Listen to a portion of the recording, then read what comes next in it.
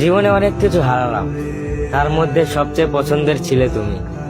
যদিও গল্পটা ছিল অল্প, তবুও তোমাকে মনে রাখবো মৃত্যুর আগ পর্যন্ত।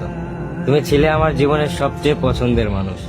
তোমার হাসি, তোমার কথা, তোমার সাথে কাটানো প্রতিটা মুহূর্ত সব যেন এক একটা যন্ত্রণাদায়ক স্মৃতি হয়ে বুকে আঘাত করে।